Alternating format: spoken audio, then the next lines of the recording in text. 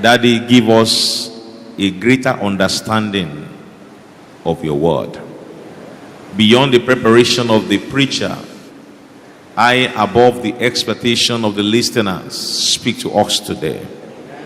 Make this word a saving word, a healing word, a transforming word, an empowering word, a delivering word. In Jesus' name we pray. You may be seated.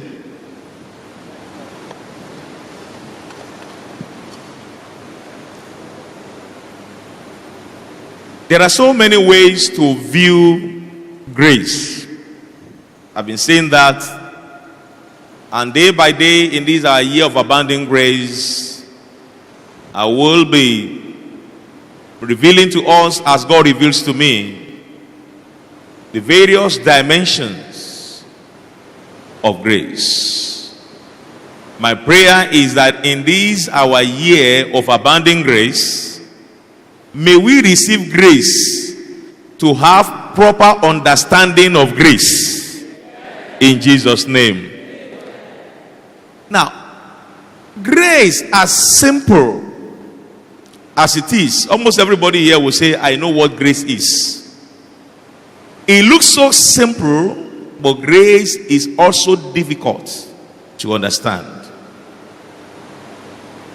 A man by the name Charles Wright, in his book, which he wrote many years back, titled So Great Salvation, narrated an experience he had many years earlier when he was a college teacher. He had a practice that some of the exceptional students who did very well would be taken out for a weekend camping free of charge, just to encourage others to also be more dedicated in their study. And there were this group of students who did very well, and they were put in charge of Charles Wright. He took them out for camping, and in the afternoon he taught them the scriptures. They went for brief excursion, and around 9 p.m., he made sure they went back to their rooms to sleep, to get ready for the following morning walk. Something just woke him up around 12 midnight, and he decided to check on these children, and suddenly he discovered that some of them had left their rooms. And when he made inquiries about where they went, they sneaked out of the camp. Boating. He became so angry because, number one, boating was actually not permitted because it could be dangerous for children of such age. And most of these children will sneak out in the night. Maybe after he has left them over around 9, maybe around 10, they had made up their own mind how they will. Some of us did that too now. Remember those years when I will make sure if I want to go to a party and I don't want my father to know, that is the day I make sure I cook very well. My mother wasn't around, she was in school. I'll make sure the meal is ready as early as 7 p.m. I make sure everybody is served, everybody eats. And the first time I said, Daddy, I want to go to bed. My early bed was a plan for early disappearance. I won't tell you those stories now. These kids, what did they do? They ran out, and then, as this man was looking for them, wanted to know where they were, suddenly, that was when they were coming back, and he was able to see all of them. He was mad at them. They knew he ought to be mad at them. They knew they would be punished. They were so sure that apart from being physically beaten or flogged, it will result to a kind of low grade. It will downgrade them. But because it was late in the night, he said, go to your room tomorrow morning. I'm going to announce your discipline and mete it out to you. And Charles said, for the first time of his life, while he was thinking of the commensurate punishment for these children, what should be the right treatment for what they have done, he heard God said, you have preached grace to them in the afternoon. Now is the time to demonstrate grace to them. He said to them, he said, Lord, no, how can I demonstrate grace? If I let them go without being disciplined, others will emulate them and they will do the same. God said, no. You've taught them about grace, the forgiving grace of God. You told them we did nothing to earn it, we did nothing to have it. Now it's time to show them what grace exactly is. He said, okay, God, if I'm going to forgive them, let me give them just small punishment for them not to. And God said, if there is a measure of punishment, there is no grace at all. I'm going to get there. Because this particular message opened my eyes to something else. I think last Sunday I told you what is the difference between mercy and grace. I'm going to show you another difference between mercy and grace today. He said he reluctantly finally agreed with God to minister grace to these children. And when they all woke up in the morning, they assembled, they were expecting either to say, okay, so and so you are caught, you'll be flogged, you'll be demerit, you'll have this or that. And he said, to all of you, he mentioned their name one by one, who went out boating last night, which was contrary to the law of our camp and the rules and regulations of this outing. I am ministering grace to you. It's as if you did nothing at all. No punishment, no more talk about it, we forgot about it. He said those students couldn't believe. Because their expectation was that something would be done to them. But he said something. He said, from that day onward, those children became the epitome, the symbols, the examples of goodness, helpfulness, and usefulness among their colleagues. They were changed.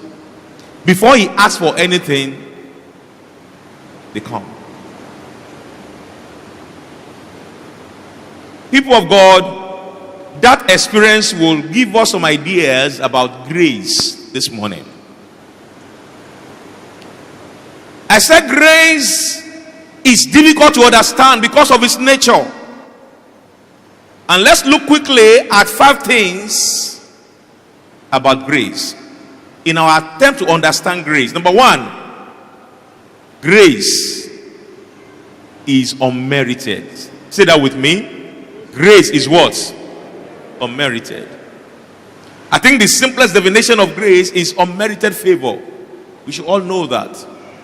If it is merited, then it is not grace again. Merit disapproves grace. When there is merit, then it's no longer what? No longer grace. When we say something is unmerited, it means the recipient has what we can call total demerit. Because the opposite of merit is what? Demerit. It is the demerited that can receive what? Grace.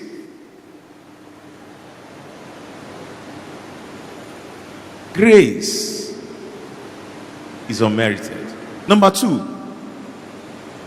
grace is expensive. Hello? Grace is what? Though grace is given to us freely, the fact that it is freely given does not mean it is what? Cheap.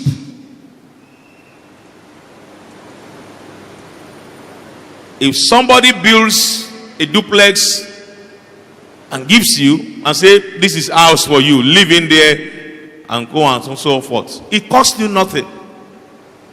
It was given to you freely. But does that make that house cheap? That house may worth 120 million, which you have gotten freely. But that does not make that house what? Cheap. It costs the giver possibly a fortune to provide that for you. It is expensive, but not cheap.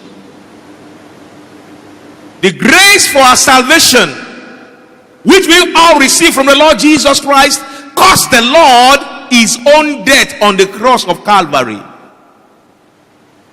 Not cheap at all. We may not value it. We may not actually appreciate it. Some may actually look at it as if it's nothing. But that does not reduce its worth.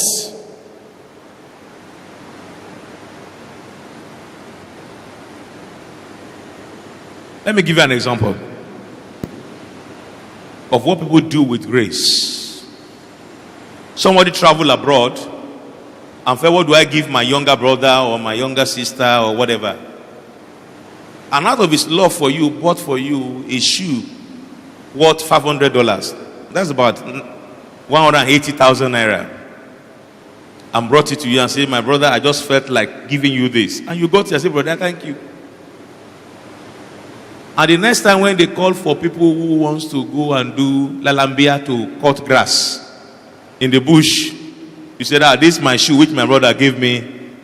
It's going to be good for that place. And you wore it to the place. Does that disvalue the shoe? The shoe is still worth $500. You are the one wearing it to the...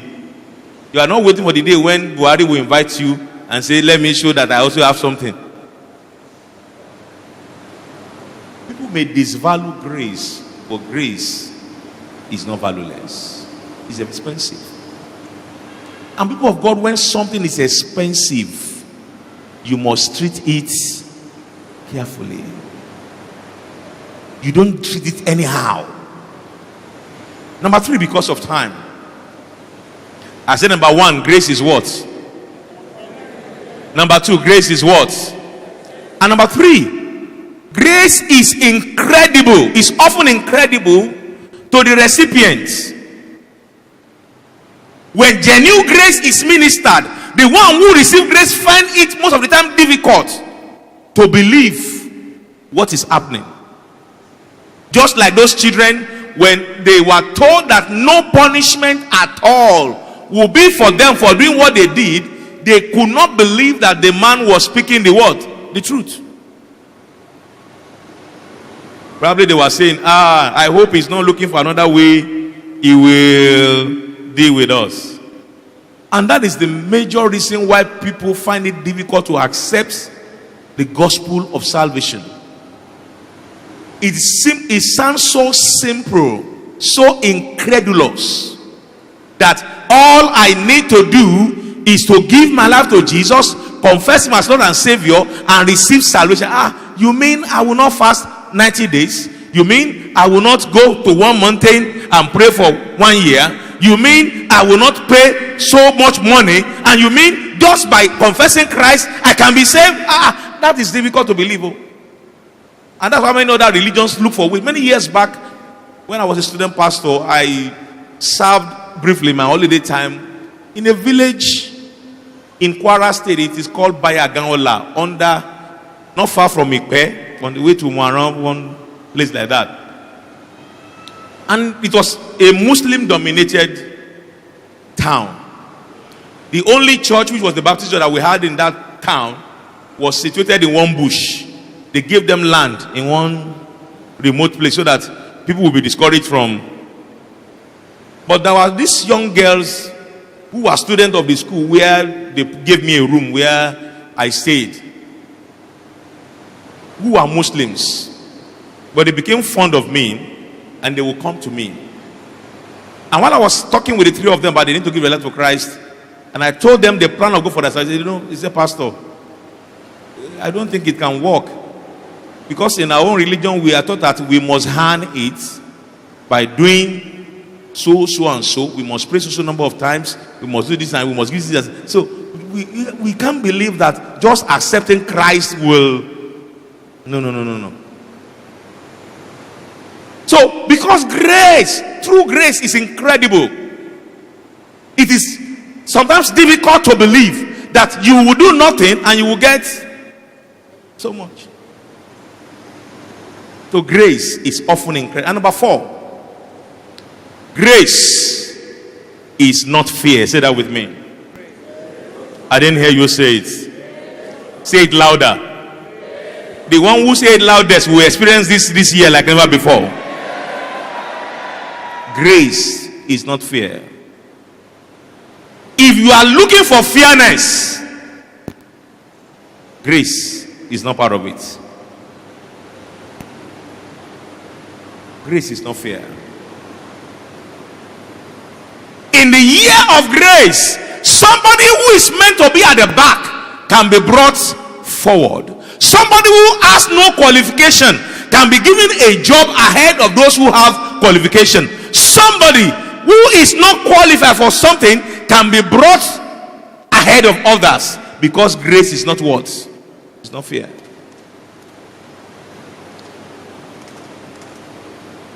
In the year of grace, it is not about your achievement. It is only about divine attainment.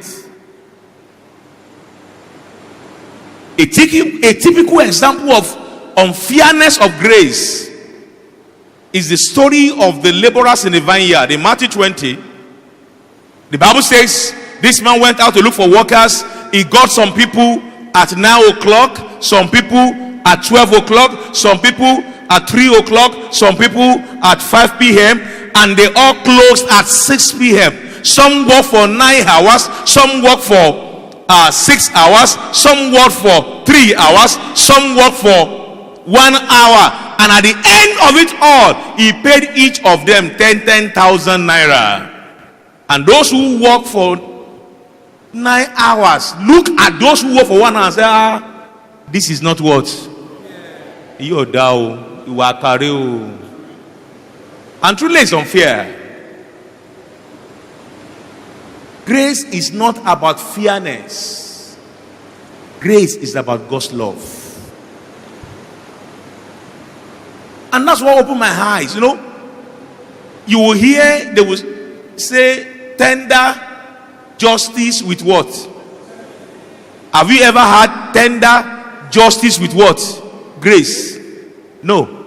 If there is justice, there's no grace.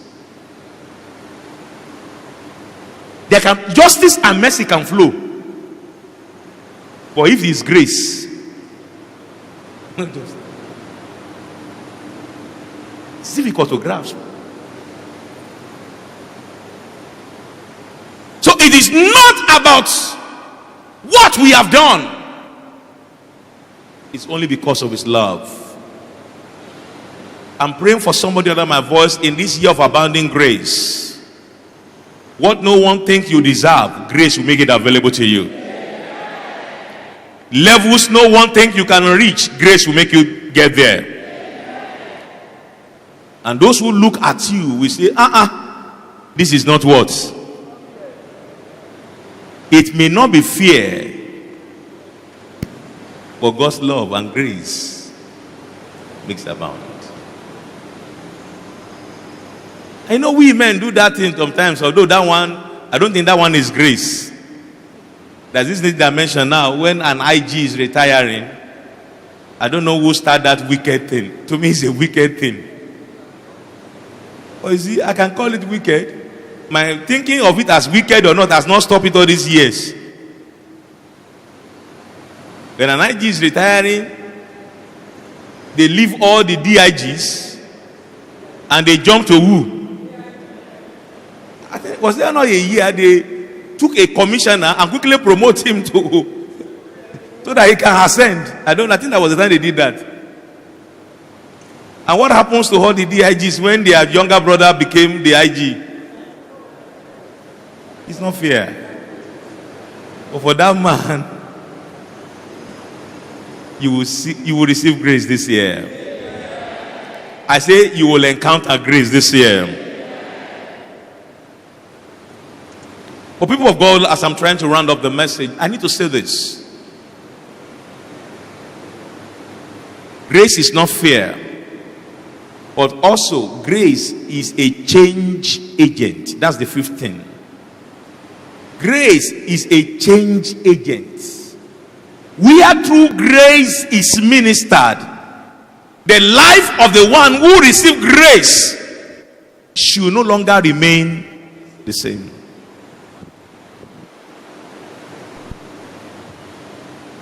Like the story that Charles narrated in his book.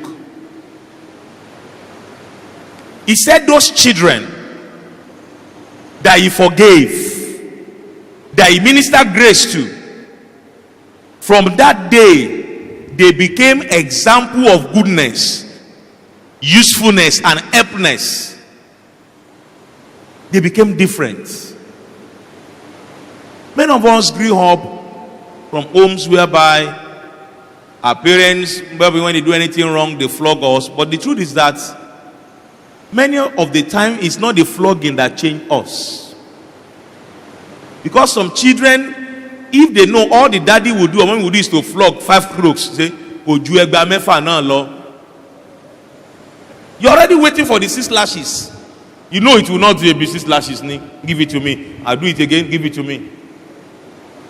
But what really changed many of us were those moments when we did something so bad, and we were thinking that all hell will lose on us, and grace abound to the extent they just let us be. I don't know about you. One of those areas of my life when I was touched most are those moments when I did something bad. My parents knew that, my mom and my dad, and they told me it was bad. They showed their anger, but they have not done any punishment the first day, the second day, the third day. In those days, when they have not punished me, I became the best child in the home. Abi, you know, you do it to your children, you see what? You see that anytime they mommy, because what if they flog me and say, waiting now? Grace has the power to transform. It's a transforming power.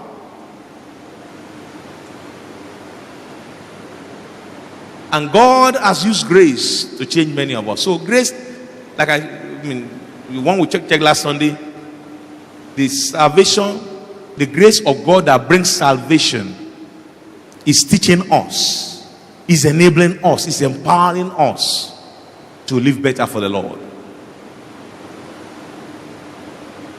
Grace makes the recipients to fall in love with the giver, and the recipients will begin to do the bidding of the giver. May grace transform us this year. I didn't hear that, amen. How many of you want to enjoy grace this year? Let me see your hand. How many of us want to receive grace this year? Let me wave your hands. Praise the Lord. Let me close with this. As free as grace is, as unmerited as grace is, I discover that grace has a qualification. Grace has what? A qualification. And unless you meet that standard, though grace is for all, you may not be able to receive grace as you ought to unless you meet the standard. Listen. Yeah, there is nothing that we have done to merit grace. But there is something we need to do to receive grace. I say it again. There is nothing we have done to merit grace, but there is at least only one thing we must do to do what? To receive it. You want to know it? Hello? You want to know what you need to receive grace? Very simple.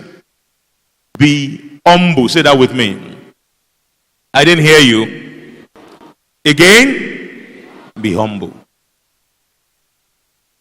The merit of grace. Let's go back to our text. 1 Peter chapter 5 verse 5. And let's read together. 1, 2, 3, go. Likewise, you younger people, submit yourself to your elders. Yes, all of you.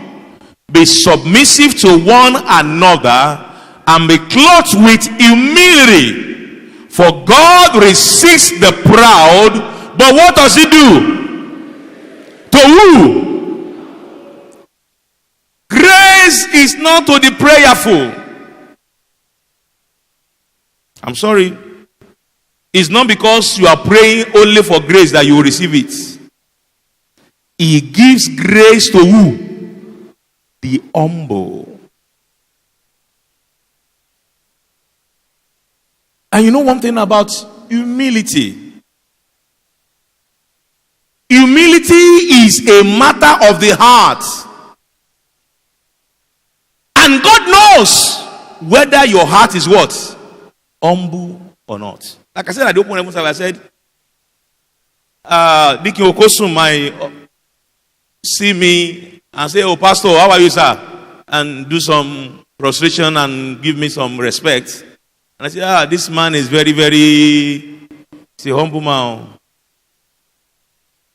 And Sister Funke can see me and say, hello, Pastor, how are you? I say, this one doesn't even respect anybody. She's not humble at all. That is my judgment of the two of them based on their physical action. But I might be wrong. Dikin Okosun can leave me after he has done, how are you, Pastor? Say, yeah, man. My bad eyes. Don't mind him. One day I will deal with him. One day I will show him that I'm only deceiving him. But I can't see his heart. Did I see it? I didn't see his heart. I didn't see his heart. But see, when it comes to true humility, it's a matter of your heart. And if no other person sees it, God does what? He knows whether you are humble or not. What is humility? One day I will deal with it. But let me say this quickly. Humility is the right estimation of your importance.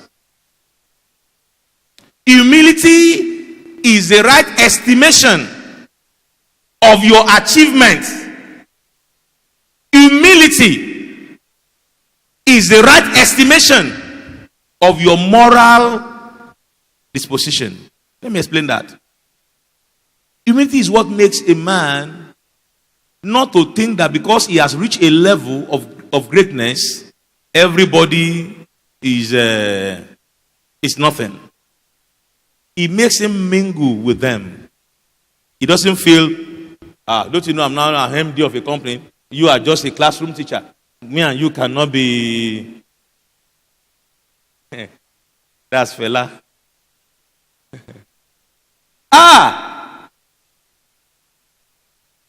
Humility makes you look at yourself. In spite of your spiritual attainment, your moral abilities, you are not saying, I am very holy, I cannot be. No. Like one of our songs in Yoruba says, I don't know whether it's in English in blank. It says, one of them, it says, those, let me say Yoruba and then try to translate. It said, I want to sing baba ni tòótọ́, wọ́n mọ ara wọn ní aláìpé. Those who truly worship God, they recognize often they are imperfect. They don't brag that we are talking with God day and night. No, they don't. Humility, no matter how high you have been spiritually, humility don't make you to go about and be. Humility in your relationship with God. Humility in your relationship with fellow men. Humility in your service to God. There are some people that will say, they said they've made you a member of a committee in church. He said, what's that committee? They said, the committee is a house committee maintenance. What do they do there? And they are the one who help us to see how we maintain our same man. Who is the chairman of that your community committee? And they mentioned one deacon and said, that deacon Ogbadun Rara, a home bank manager. Is that kind of office they should be giving to me. They didn't look at personnel committee or my finance committee. Me, when you are ready, you get me a good committee. I will not degrade myself to be. But when you are humble, there is no assignment you are giving in the house of God. You are willing to do it. Some of you have seen this on WhatsApp. A lady that was coming to clean the church every day with some other people. And one year, God have mercy. One year, an humble man felt the lady is jobless. I say, and if you can give me your CV, I think we should get a job for you. Because every now you are here to come and help in cleaning. He said, you want to get my car? Okay, let's go. And they got out and they got to this very beautiful car. And he said, hey, let me bring you mine. He said, I thought I can lift you home. He said, no, this is mine. And he compared his own car, rickety, with this one. He knew it was nowhere. And when the lady gave him her card, she was an MD of an oil company. Mogbe. That's humility. Not thinking so much of who you are or what you have attained. But let me come down to this issue of grace. Humility is coming to God and saying, God, I'm not coming to ask for justice or fairness or because of what I've done. I come to receive what? Grace. You know the story of those two men who went to the temple to pray? That's just an example. In Luke chapter 18, 10 to 14, I think, the Pharisee came and was bragging. I fast 2 times in a week. I give alms. I preach. I sing. I did. And God said, and so what? All you are talking about is what? Rubbish. It's nothing.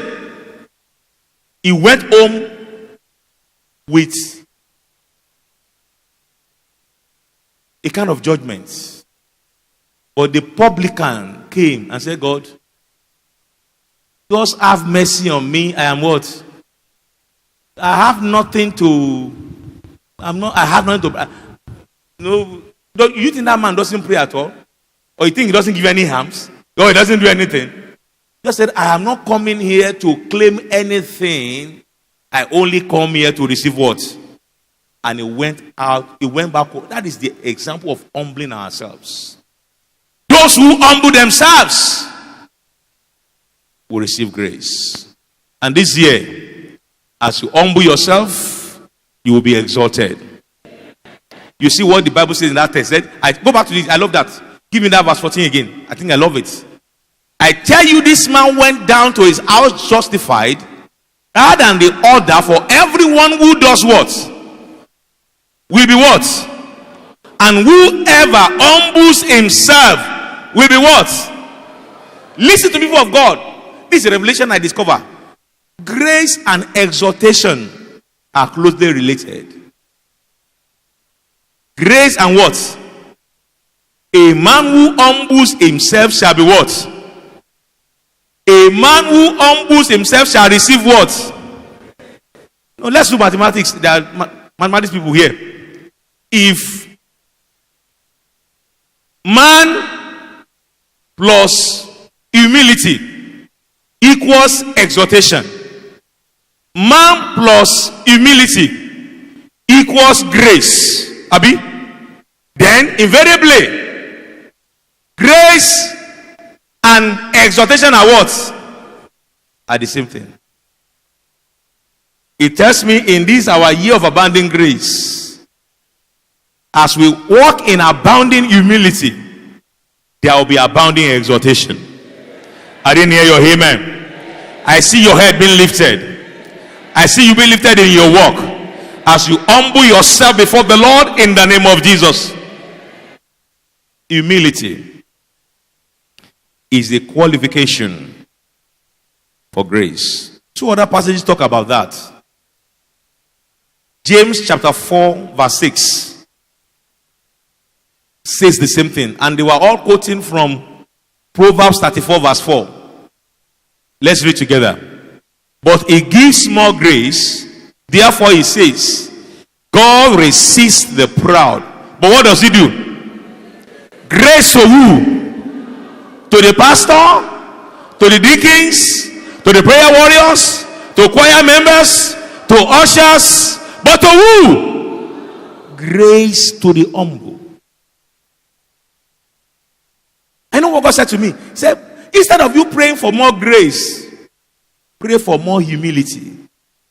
Because the man who is humble will receive what? Now, let me add this. It's not part of my message. If you are humble, you will not fumble nor stumble. But grace will strengthen you. Can I have your amen? They were both quoting from Proverbs 3:34. Proverbs 3:34. Let's read together. Surely it skunks the scornful, but gives what? Grace to who? But James says he gives more grace. And that tells me the more grace you have, the more humble you are, the more grace. We all need to pray this year, God, help me to be more what? Humble.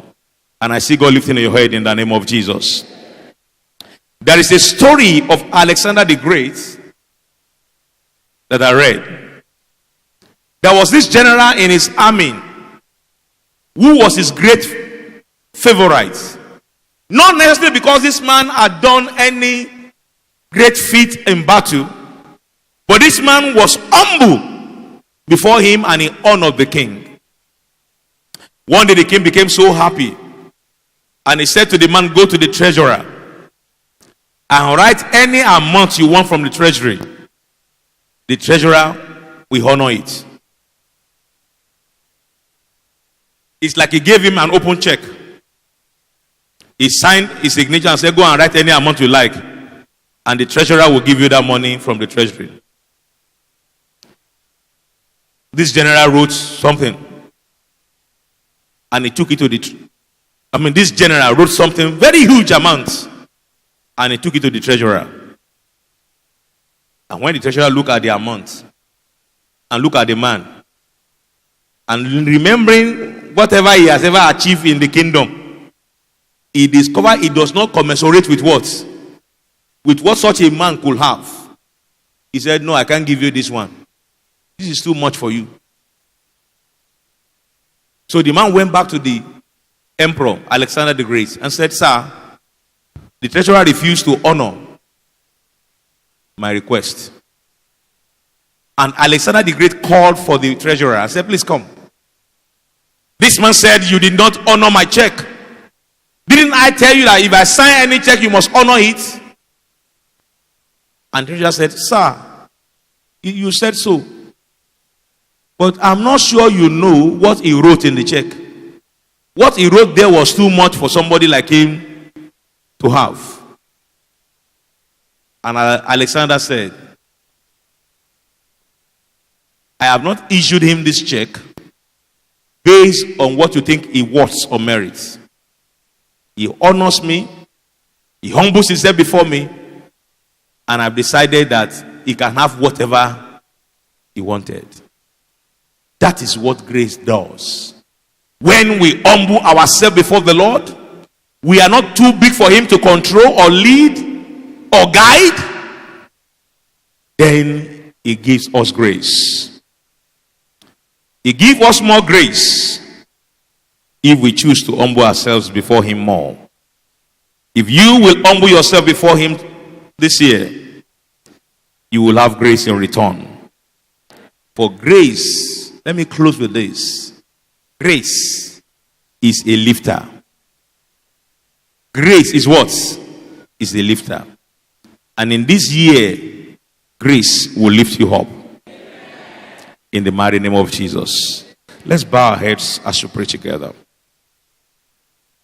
I want to thank the Lord for the word he has sent your way this afternoon. Or this morning rather. We are still in the morning. Thank him for the message he has sent our way. Grace is simple but difficult to understand. But the bedrock of the message that God gives grace to the humble. Can you pray this morning, God help me this year to be humble? not to think so much of who I am or what I have attained physically and spiritually. Lord, help me to be humble. Like I said in the message, there are people who have not come to Jesus Christ because they found it difficult to accept or to humble themselves before the Lord and accept His offer of own salvation, thinking they can do it on their own. Pray for grace to stand. Pray for grace to be humble. I discover we also need grace to be humble. Pray to the Lord to help you this year, to be that man, that woman that will be exalted on the altar of grace. If you are under my voice this afternoon, and you know you need God to help you to be humble before Him, you know that actually you need the Lord to help you in that regard, and you desire that I pray with you, I'm not asking anybody to come to the altar today. You can just stand where you are there, and I'll pray. You say, Pastor, I need God to help me. Now I realize that the yardstick, the qualification for abounding grace is humility. Lord, help me to be humble this year. In areas I have not been humble, Lord, work on me. Are you praying that kind of prayer and you want me to pray with you? Stand where you are. God bless you, my brother. God bless you, my sister. Just stand where you are. Humility is acknowledging that God only can work it out for you. There are some of us who are struggling on things that we need to humbly refer to God and let Him handle. You are saying, Lord, I need you this year. Like now, I'm going to submit to you that you may have your way. You can stand with them as well.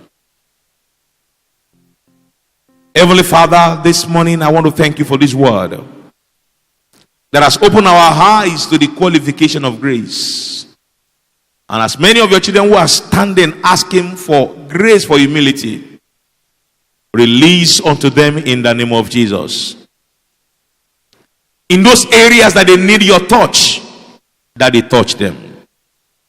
Let grace lift them up. Let grace change them. Lord, grace is a change agent. Let grace work on them. Grace is a lifter. Let grace lift them up. Lord, your grace is unfair.